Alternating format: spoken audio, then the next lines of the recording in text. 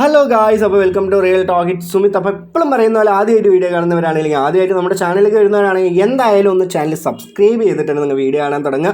അതോടൊപ്പം നിങ്ങളുടെ അഭിപ്രായങ്ങൾ എന്തോ ആയിക്കോട്ടെ അതൊക്കെ കമൻറ്റ് സെക്ഷനിൽ ഒന്ന് മെൻഷൻ ചെയ്യാനും വീഡിയോയ്ക്ക് മാക്സിമം ലൈക്ക് തരാനും ഈ വീഡിയോ ഇൻഫോർമേറ്റീവ് ആയിട്ട് നിങ്ങൾക്ക് തോന്നുന്നുണ്ടെങ്കിൽ കുറേ ആൾക്കാർക്ക് ഷെയർ ചെയ്തിട്ട് ഈ ഇൻഫർമേഷൻ എത്തിക്കാനും നിങ്ങൾ 100% ശ്രമിക്കണം. അപ്പോൾ നമ്മൾ ഇന്ന് സംസാരിക്കാൻ പോകുന്ന ടോപ്പിക് എന്താണെന്ന് പറഞ്ഞാൽ പൈ എന്ന് പറഞ്ഞിട്ടുള്ള പൈക്കോയിനെ പറ്റിയിട്ടാണ്. ഒരുപാട് ആൾക്കാർ ഞാൻ മുമ്പ് തന്നെ പൈ സ്കാം ആണെന്ന് പറഞ്ഞപ്പോൾ ഒരുപാട് നെഗറ്റീവുകളും ഒരുപാട് തെറിവിളികളും എല്ലാ കാര്യങ്ങളും കേട്ടിട്ടുള്ള ഒരാളാണ്. പക്ഷേ റിയാലിറ്റി ഇപ്പോൾ റീസെൻറ്റ് ഡേയ്സ് എടുത്ത് നോക്കിയെന്ന് പറഞ്ഞാൽ അതിൽ കുറച്ച് ആൾക്കാരുടെയൊക്കെ അഭിപ്രായങ്ങൾ മാറിയിട്ടുണ്ട്. അപ്പോൾ എന്തുകൊണ്ടാണ് അഭിപ്രായങ്ങൾ മാറി, എന്തുകൊണ്ടാണ് ഇത് സ്കാം ആണെന്ന് പറഞ്ഞിട്ട് ഞാൻ പല വീഡിയോയിൽ പറഞ്ഞിട്ടുണ്ടെങ്കിലും അപ്പോൾ റീസെൻറ്റ് കുറേ ആൾക്കാർ ചോദിച്ചിട്ടുള്ള ക്വസ്റ്റ്യൻസിനുള്ള കുറേ ആൻസേഴ്സാണ് ഞാൻ നിങ്ങൾക്ക് തരാൻ പോകുന്നത്. ഫ്യൂച്ചറിൽ ഇപ്പോൾ ഈ ഒരു പൈക്കോയിൻ വളരെയധികം വാല്യൂ ഒക്കെ എത്തും, ഞാൻ ഇത് ഹോൾഡ് ചെയ്ത് വെക്കുന്നുണ്ട്, എനിക്ക് നല്ല രീതിയിൽ തന്നെ പ്രോഫിറ്റ് കിട്ടും എന്ന് വിചാരിക്കുന്ന ഒരു വ്യക്തിയാണ് നിങ്ങളെങ്കിൽ നിങ്ങൾ തീർച്ചയായിട്ടും വീഡിയോ കാണുക, എന്നിട്ട് റിയാലിറ്റി മനസ്സിലാക്കാൻ നോക്കുക. അപ്പോൾ എന്തായാലും ഞാൻ കുറച്ച് കാര്യങ്ങളൊക്കെ എക്സ്പോസ് ചെയ്തിട്ട് നമ്മുടെ ടെലിഗ്രാം ചാനലിൽ ഇട്ടിട്ടുണ്ട്. അതിൻ്റെ ഒരു ഡീറ്റെയിൽ ആയിരിക്കും ഇന്നത്തെ വീഡിയോ. വളരെ യൂസ്ഫുൾ ആയിരിക്കും ഞാൻ വിചാരിക്കുന്നുണ്ട്, അതുകൊണ്ട് തന്നെയാണ് ഒരു വീഡിയോ ചെയ്യുന്നത്. അപ്പോൾ ആദ്യം തന്നെ ഏറ്റവും കൂടുതൽ ആൾക്കാർക്കുള്ളൊരു ഡൗട്ട് എന്താണ്, ബൈനാൻസിൽ എന്തുകൊണ്ട് പൈ എന്ന് പറഞ്ഞിട്ടുള്ള കോയിൻ ഇതുവരെ ലിസ്റ്റ് ആയില്ല, ഇല്ലെങ്കിൽ അവരൊരു ട്രേഡിംഗ് ഓപ്ഷനായിട്ട് പൈ കൊണ്ടുവന്നില്ല എന്നാണ് ഏറ്റവും കൂടുതൽ ആൾക്കാർക്ക് ഡൗട്ട് ഉണ്ടായിരുന്നത്. അതേപോലെ തന്നെ ബൈനാൻസിൽ വന്നു എന്ന് പറഞ്ഞാൽ വളരെയധികം വാല്യൂ കൂടാൻ പറ്റുന്ന കുറേ ആൾക്കാർ വിശ്വസിച്ചുകൊണ്ടിരുന്നു. വരും ഇല്ലെങ്കിൽ ഇന്ന് വരും നാളെ വരും എന്ന് പറയല്ലാതെ ഇതുവരെ ബൈനാൻസ് പൈക്കോയിൻ എന്ത് ചെയ്തിട്ടുണ്ടായിരുന്നില്ല, ഇതുവരെ ലിസ്റ്റ് ആക്കിയിട്ടുണ്ടായിരുന്നില്ല, അത് അവർ റിജക്റ്റ് ചെയ്യുകയാണ് ചെയ്തിട്ടുണ്ടായിരുന്നത്. അപ്പോൾ മേജർ ആയിട്ടുള്ള കാര്യം എന്ന് പറഞ്ഞാൽ 15% ആണ് ഇപ്പോൾ ടോട്ടൽ ഇത്ര 59 മില്യൺ ആൾക്കാരൊക്കെ ഇത് ആൾക്കാരെല്ലാവരും കളിച്ചിട്ടുണ്ടെങ്കിൽ അതിൽ വെറും 12 മില്യൺ ആൾക്കാർക്ക് മാത്രമാണ് ഈ ഒരു പൈ എന്ന് പറഞ്ഞിട്ടുള്ള കോയിൻ ഒരു പ്രോഫിറ്റ് ഇല്ലെങ്കിൽ അവർക്ക് കോയിൻ നമുക്ക് തിരിച്ച് കയ്യിൽ കിട്ടി ഇല്ലെങ്കിൽ മെയിൻലെറ്റിലേക്ക് കിട്ടിയിട്ടുള്ളൂ എന്ന് നിങ്ങൾ മനസ്സിലാക്കുക. ബാക്കി 59 മില്യൺ ആൾക്കാർക്ക് എന്ത് ചെയ്തിട്ടില്ല, കിട്ടിയില്ല. അപ്പോൾ ഈ 12 മില്യൺ എന്ന് പറയുന്നത് ഒരുപാടുണ്ടല്ലോ എന്ന് ചോദിച്ചെന്ന് പറഞ്ഞാൽ മൊത്തം എത്ര ആൾക്കാർ ഇത് കളിച്ചു എന്നും കൂടി നിങ്ങൾ ഒന്ന് ചിന്തിച്ച് നോക്കണം. 59 മില്യൺ ആൾക്കാർ കളിച്ചിട്ട് 15% മാത്രമാണ് ഈ ഒരു പ്രൊജക്റ്റിൽ പൈ എന്ന് പറഞ്ഞിട്ടുള്ള കോയിൻ അവർക്ക് കിട്ടിയും അവർക്ക് ചെറിയൊരു പ്രോഫിറ്റ് കിട്ടുകയും ചെയ്തിട്ടുള്ളത്. അതേപോലെ തന്നെ കുറേ ആൾക്കാർ over 53 million real users are blocked from step 9 unable to claim their Pi token. അപ്പോൾ എന്താണെന്ന് പറഞ്ഞാൽ ഒരു സ്റ്റെപ്പ് 1 സ്റ്റെപ്പ് 2 സ്റ്റെപ്പ് 3 ഉണ്ടാവുമല്ലോ, ഈ KYC ഒക്കെ കംപ്ലീറ്റ് ചെയ്യാൻ. ഈ എല്ലാ സ്റ്റെപ്പും കംപ്ലീറ്റ് ചെയ്താലാണ് നിങ്ങൾക്ക് മെയിനെറ്റിലേക്ക് ഇത് മാറ്റാൻ പറ്റുള്ളൂ എന്നുള്ളൊരു കാര്യമാണ് ഈ ഒരു പൈ കോർ ടീം ചെയ്തുകൊണ്ടിരുന്നത്. അപ്പോൾ ഈ ഒരു 59 മില്യൺ ആൾക്കാർക്കും ഈ സ്റ്റെപ്പ് 9 വെച്ചിട്ട് എന്താണ്, അവിടെ നിന്ന് ബ്ലോക്കാണ്, നമുക്ക് അവിടെ നിന്ന് ഒന്നും ചെയ്യാൻ പറ്റില്ല എന്നുള്ളൊരു കാര്യത്തിൽ വെക്കി എന്ത് കൊണ്ടുവന്നു, ഇവൻ്റെ കോർ ടീം ഇങ്ങനെ ഒരു കാര്യം കൊണ്ടുവന്നാൽ തന്നെ ഈ 59 മില്യൺ ആൾക്കാരും എലിജിബിൾ അല്ലാതെയായി, ഇന്നെലിജിബിൾ ആയി എന്നുള്ളൊരു സത്യാവസ്ഥ നിങ്ങൾ മനസ്സിലാക്കുക. അതേപോലെ തന്നെ ബ്ലോക്ക്ഡ് അണ്ടിൽ അറ്റ്ലീസ്റ്റ് 2030 Nicholas is manipulating token flow to control the market. അപ്പോൾ ബാക്കിയുള്ള ആൾക്കാർക്കൊക്കെ ഇത് ലോക്ക്ഡാണ്. അപ്പോൾ കുറേ ആൾക്കാർ ആദ്യം ചിന്തിച്ചു ഒരുപാട് ഫാമിംഗ് നടക്കട്ടെ, അത് കാരണം ഞാൻ ലോക്ക് ചെയ്ത് വെക്കാം. ആ ലോക്കിംഗ് പീരീഡ് എന്ന് പറഞ്ഞാൽ 2030 ഇന്നിപ്പോൾ 2025 ഇനി 5 വർഷമാണ് ലോക്ക് ചെയ്ത് വെച്ചിട്ടുള്ളത്. അപ്പോൾ ഈ ഒരു 5 വർഷം കൊണ്ട് നിങ്ങൾക്കിത് കോടികളാവുമോ? തീർച്ചയായിട്ടും ആവാൻ പോവില്ല.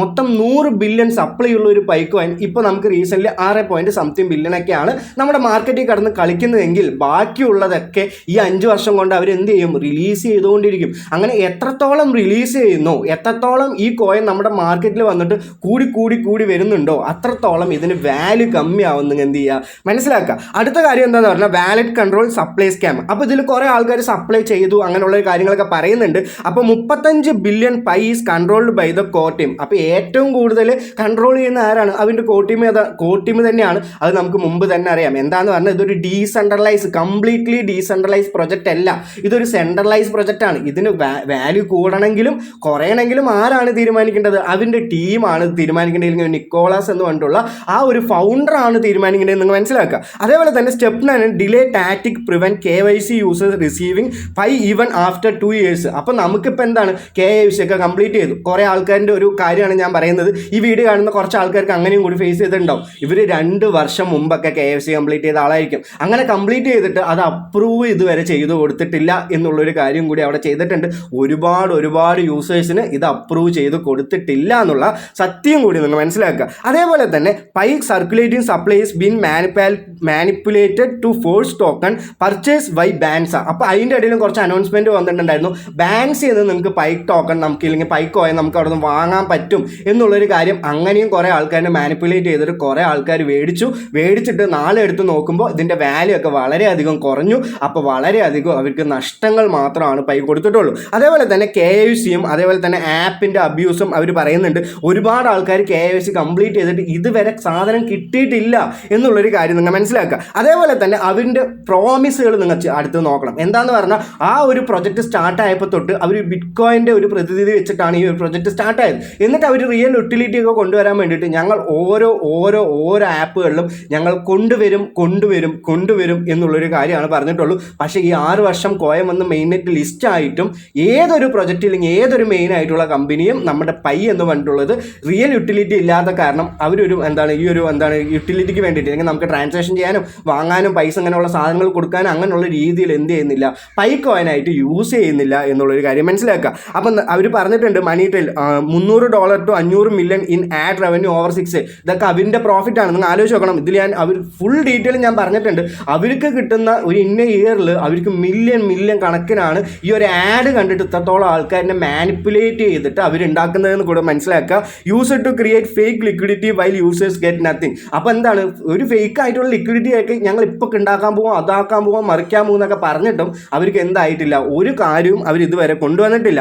അതേപോലെ തന്നെ വേർ പെയ്ഡ് ടു ഹൈപ്പ്. അപ്പോൾ പിന്നെ അടുത്തുള്ള കാര്യം എന്താണെന്ന് പറഞ്ഞാൽ ഏറ്റവും ഇൻഫ്ലുവൻസേഴ്സിനൊക്കെ ഈ KOLS എന്ന് പറഞ്ഞാൽ സംതിങ് അങ്ങനെയുള്ള ഈ ഒരു യൂട്യൂബർ ഇൻഫ്ലുവൻസേഴ്സ് ഒക്കെയാണ്. അപ്പോൾ ഇവർക്ക് പൈസ കൊടുത്തിട്ട് ഇതിന് ഒരുപാട് ഹൈപ്പ് ഉണ്ടാക്കി കൊടുക്കുമ്പോൾ ഇതിപ്പോൾ ഇന്ന് ലിസ്റ്റായി എന്ന് പറഞ്ഞാൽ ഇന്ന് നല്ല ഹൈപ്പ് ഉണ്ടാക്കി, നാളെ ഒരു ന്യൂസ് വന്നു എന്ന് പറഞ്ഞാൽ ആ ന്യൂസ് വെച്ച് ഹൈപ്പ് ഉണ്ടാക്കി കൊടുത്തു. അങ്ങനെ ഹൈപ്പ് ഉണ്ടാക്കി കൊടുത്തിട്ട് ആ താഴെയുള്ള സബ്സ്ക്രൈബേഴ്സൊക്കെ ഇത് വാങ്ങിയിട്ട് ഒരുപാട് നഷ്ടത്തിലേക്ക് മാറ്റി. അങ്ങനെയുള്ള ഒരു കാര്യം കൂടി അവിടെ കിടക്കുന്നുണ്ട്. അപ്പോൾ ഇതിൽ ഒരുപാട് കാര്യങ്ങൾ പറ്റിപ്പോൾ മാത്രമേ ഉള്ളൂ. ഇന്ന് ഏതെങ്കിലും മേജർ ആയിട്ടുള്ള കമ്പനികളൊക്കെ ഇത് പൈസ പോലെ ഉപയോഗിക്കുന്നുണ്ടോ എന്ന് നിങ്ങൾ കാണിച്ചു തന്നു എന്ന് പറഞ്ഞാൽ നിങ്ങൾ എന്ത് ചെയ്യും, കുറച്ച് 1-2 തരും, അത് അവരുടെ കമ്പനി തന്നെയായിരിക്കും എന്ന് നിങ്ങൾ മനസ്സിലാക്കുക. മേജർ ആയിട്ടുള്ള ഏതൊരു കമ്പനിയും ഒരു യൂട്ടിലിറ്റിയും ഇല്ലാത്ത അല്ലെങ്കിൽ ഒരു സ്റ്റേബിൾ ഇല്ലാത്ത കോയിനൊക്കെ പൈസയാക്കി മേടിച്ചു എന്ന് പറഞ്ഞാൽ അവർക്ക് നഷ്ടമല്ലേ എന്ന് എന്ത് ചെയ്യുക, നിങ്ങൾ മനസ്സിലാക്കുക. നമ്മളിപ്പോൾ ഇന്നൊരു 10 രൂപ കൊടുത്തിട്ട് ഒരു സാധനം വാങ്ങി, ഈ 10 രൂപ വർത്തുള്ള പൈ കൊടുത്തിട്ട് ഞാനിന്നൊരു 1 കിലോ തക്കാളി മേടിച്ചു. പിറ്റേ ദിവസം എടുത്ത് നോക്കുമ്പോൾ ഈ 10 രൂപ വർത്തുള്ള ഈ ഒരു കോയിൻ എന്ന് പറയുന്നത് 5 രൂപയായി മാറിക്കഴിഞ്ഞു. അപ്പോൾ ആർക്കാണ് നഷ്ടം?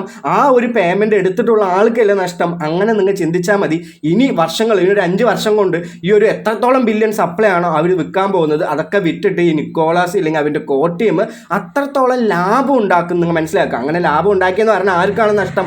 നമ്മളെയൊക്കെ കഷ്ടപ്പെട്ട് ഉണ്ടാക്കി കൊടുത്തിട്ടുള്ള റവന്യൂ അവർക്ക് കിട്ടി, അവരുണ്ടാക്കിയ പ്രൊജക്റ്റിൽ നിന്ന് പ്രോഫിറ്റും അവർക്ക് കിട്ടി, അതേപോലെ തന്നെ പറ്റിച്ചിട്ടുള്ള പൈസയും അവർക്ക് കിട്ടി. നിങ്ങൾ മനസ്സിലാക്കുക. അപ്പോൾ ഈ ബൈനാൻസ് ആയിക്കോട്ടെ, കോയിൻബേസ് ആയിക്കോട്ടെ, ബൈബിറ്റ് ആയിക്കോട്ടെ, ഇതൊക്കെ ഇങ്ങനെയുള്ള ഒരു കാര്യം ഇല്ലെങ്കിൽ ഒരു ഈ സ്കാം ആയിട്ടുള്ള ഒരു പ്രൊജക്റ്റിനെ അവരെടുക്കില്ല എന്ന് പറഞ്ഞിട്ടുണ്ട്. പക്ഷേ ബൈബിറ്റിൽ പൗസ് എന്ന് പറഞ്ഞിട്ടുള്ള കോയിൻ എടുത്തിട്ടുണ്ട്. അത് വളരെയധികം എന്താണെന്ന് പറഞ്ഞാൽ അവരൊന്നും സ്കാം അല്ല എന്നാണ് പറയുന്നത്. എന്താണെന്ന് പറഞ്ഞാൽ 10 മില്യൺ ആയിക്കോട്ടെ, 20 മില്യൺ ആയിക്കോട്ടെ, അവർ പറഞ്ഞിട്ടുള്ള മാർക്കറ്റ് ക്യാപ്പും അവർക്ക് കൊടുക്കാൻ പറ്റുന്ന ലിക്വിഡിറ്റി ഒക്കെ കൊടുത്തിട്ട് അവരിനെ കൊണ്ട് കോയിൻ അവിടെ എന്ത് പറഞ്ഞിട്ടുണ്ട്, ലിസ്റ്റ് ചെയ്യാൻ പറ്റിയിട്ടുണ്ട്. അങ്ങനെയുള്ള ഒരു കാര്യം കൂടി നിങ്ങൾ മനസ്സിലാക്കുക. അപ്പോൾ 2030 ഇനിയിപ്പോൾ 2030 എന്താണ് നടക്കുക എന്നുള്ളൊരു കാര്യം കൂടി പറഞ്ഞുതരാം. അപ്പോൾ 50+ മില്യൺ യൂസേഴ്സ് സ്റ്റിൽ ബ്ലോക്ക്ഡ്, അപ്പോഴും ബ്ലോക്ക്ഡ് ആയിരിക്കും. അതേപോലെ തന്നെ നിക്കോളാസ് എന്ന് പറഞ്ഞാൽ അയാളുടെ കയ്യിലുള്ള ബില്യൺ കണക്കിന് ഓഫ് കോയിൻസ് വിറ്റിട്ട് അയാൾ കാശ് ഉണ്ടാക്കും. അതേപോലെ തന്നെ എല്ലായിടത്തും ആഡ്, നിങ്ങൾക്ക് അയാൾ ആപ്പ് തുറന്നു എന്ന് പറഞ്ഞാൽ ഒരുപാട് ആഡും നമുക്കൊന്നും കിട്ടാതിരിക്കുന്ന ഒരവസ്ഥയാവും. Global currency dream is completely dead. അപ്പോൾ ഇതൊരിക്കലും ഒരു കറൻസി ആയിട്ട് വരാൻ പോകുന്നില്ല നിങ്ങൾ മനസ്സിലാക്കുക. അപ്പോൾ കൺക്ലൂഷൻ എന്താണ്? Pi network is not a revolution, it is well orchestrated scam to profit off million watching ad with Nicolas as a sole winner. അപ്പോൾ ആരാണ്? നമുക്കൊന്നും പറഞ്ഞിട്ട് കാര്യമില്ല. നമ്മളെന്താണ് ഇങ്ങനെയുള്ള കാര്യങ്ങളല്ലേ ചെയ്യുള്ളൂ. അപ്പോൾ ഏറ്റവും കൂടുതൽ ലാഭം കിട്ടിയത് ഈ നിക്കോളാസ് ഇല്ലെങ്കിൽ അവൻ്റെ കോർ ടീമിലാണ് നിങ്ങൾ മനസ്സിലാക്കുക. അപ്പോൾ ഈ ഒരു വീഡിയോയ്ക്ക് ഒരുപാട് അഭിപ്രായങ്ങൾ നിങ്ങൾക്ക് പറയാനുണ്ടാവും. നിങ്ങൾ തീർച്ചയായിട്ടും അഭിപ്രായങ്ങൾ കമൻറ്റ് സെക്ഷനിൽ പറയണം. ഇങ്ങനെയുള്ള മേജർ ആയിട്ടുള്ള അപ്ഡേറ്റുകൾ വേണ്ടിയിട്ട് ചാനലൊന്ന് സബ്സ്ക്രൈബ് ചെയ്യാനും നമ്മുടെ ടെലിഗ്രാം ചാനലൊന്ന് ജോയിൻ ചെയ്യാനും നിങ്ങൾ മറക്കാതെ ശ്രമിക്കുക. അപ്പോൾ ഇന്നത്തെ വീഡിയോ വളരെ യൂസ്ഫുൾ ആയിട്ടുണ്ടെന്ന് ഞാൻ വിചാരിക്കുന്നുണ്ട്. Have A great day. നന്ദി, നമസ്കാരം, ബൈ.